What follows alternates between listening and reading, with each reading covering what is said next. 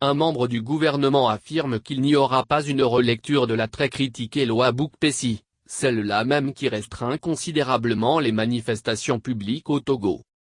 Gilbert Bavara, le ministre de la fonction publique, du travail et du dialogue social, confie dans une émission sur une télévision privée de la place qu'il n'est pas question que la loi Bukpesi soit édulcorée ou vidée de son caractère anticonstitutionnel.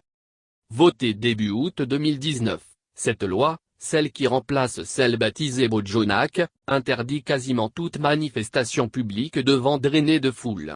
Selon par exemple son article 9.1, dans le cadre des réunions ou manifestations pacifiques publiques, l'itinéraire comporte un seul point de départ, un seul tronçon de route et un seul point de chute. Et ce n'est pas tout. Le 9.1 complète, pour des raisons stratégiques, économiques et sécuritaires, il est interdit des rassemblements sur toutes les routes nationales, les axes et zones où se déroulent de fortes activités économiques, dont les centres urbains, et les axes et zones proches des institutions de la République. On lit également à l'article 17 que les réunions ou les manifestations pacifiques sur la voie publique et dans les lieux publics ne peuvent se tenir avant 11 heures et au-delà de 18 heures. Il est clair que l'ambition du gouvernement est d'interdire carrément toute manifestation populaire anti-pouvoir. Le texte est critiqué en interne et en dehors et suscite indignation. L'Organisation des Nations Unies, ONU, le juge liberticide et demande sa relecture. Gilbert Bavara monte au créneau et répond.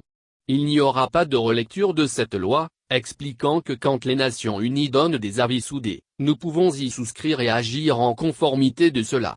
Mais quand cet avis est en décalage par rapport à nos intérêts fondamentaux, nous ne pouvons pas écouter cela, contre-attaque-t-il, dans des propos rapportés par le confrère en ligne letélégraphe.com.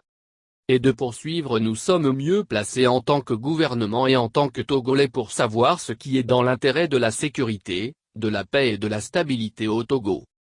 Bien que beaucoup ne soient pas surpris par cette intervention d'un membre du gouvernement décédé à étouffer toute contestation populaire, les critiques, elles, continuent.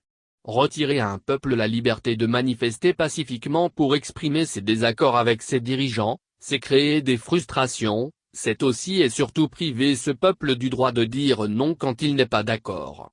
Et c'est simplement dangereux, s'inquiète André Afanou, un ancien responsable du collectif des associations contre l'impunité au Togo, CACIT.